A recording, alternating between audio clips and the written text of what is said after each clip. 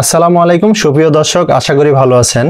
আজকের এই ভিডিওতে দেখাবো কিভাবে ওয়ারিশ সনদের আবেদন করবেন আপনার হাতে থাকা স্মার্টফোন দিয়ে এবং ঘরে বসে। ওয়ারিশ সনদ আমাদের প্রতিটা মানুষের জীবনে খুবই গুরুত্বপূর্ণ ভূমিকা রাখে। এই জন্য ওয়ারিশ সনদের আবেদন কিভাবে করবেন, ওয়ারিশ সনদ কোথা থেকে সংগ্রহ করবেন এবং ওয়ারিশ সনদ করতে কত টাকা লাগে, ওয়ারিশ সনদ করতে কি কি কাগজপত্র প্রয়োজন হয় এবং ওয়ারিশ সনদ কি কি কাজে ব্যবহার হয়, ওয়ারিশ সনদ আমাদের জীবনে কেন এত গুরুত্বপূর্ণ।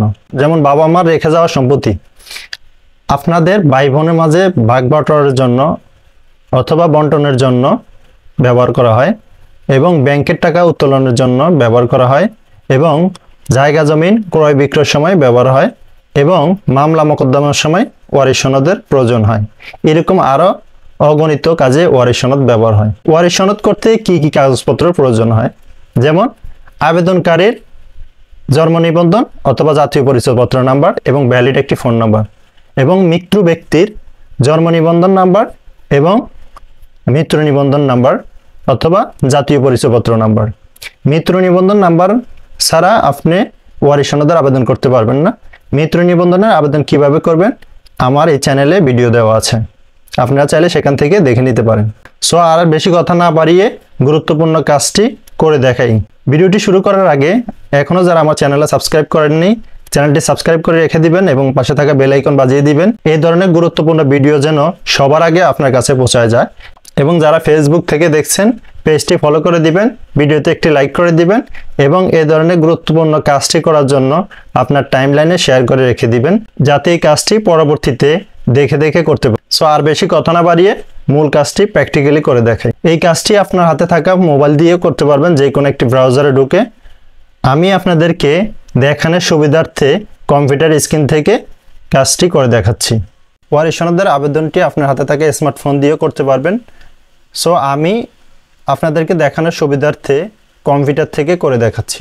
এই আবেদনটি করার জন্য আপনার কম্পিউটার থেকে ক্রোম ব্রাউজার অথবা মোবাইল থেকে যে কোনো একটি ব্রাউজার ওপেন করবেন।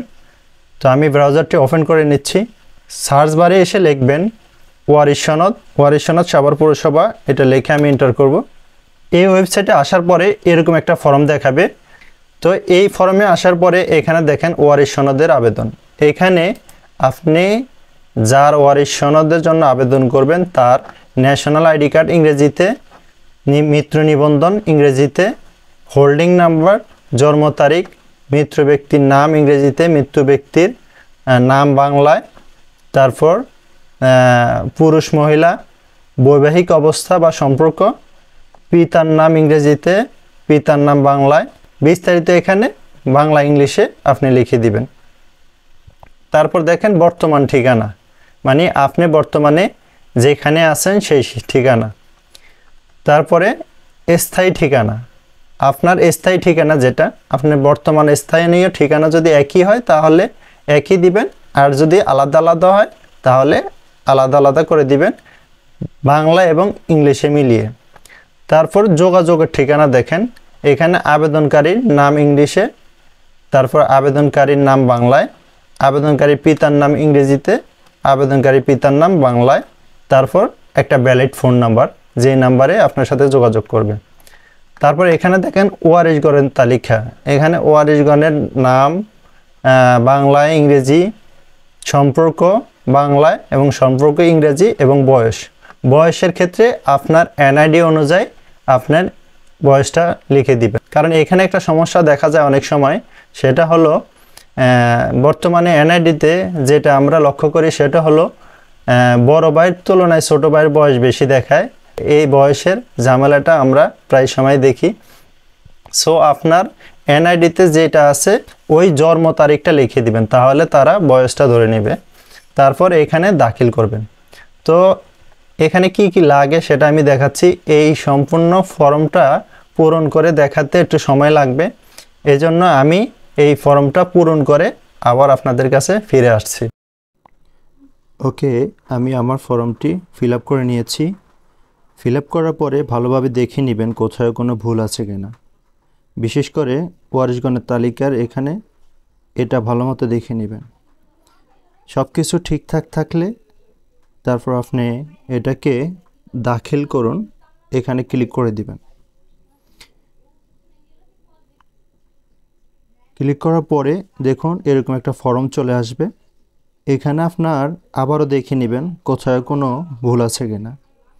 তারপর নির্দেশনাবলী, এই নির্দেশনাবলীটি ভালোভাবে পড়ে নেবেন। এখানে কি কি চেয়েছে এগুলো আপনারা করে নেবেন।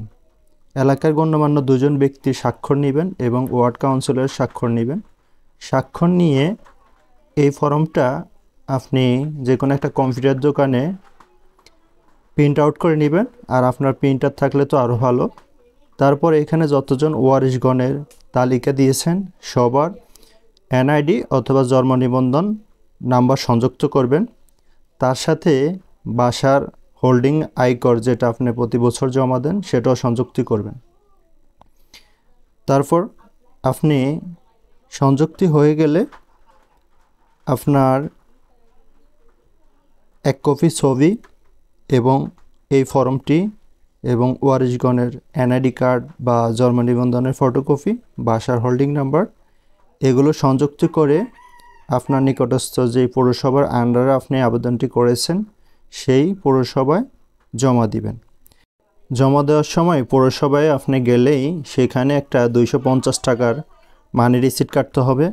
সেই মানি রিসিটের 1 কপি আপনি এই আবেদনের সাথে সংযুক্তি করে জমা দিয়ে দিবেন।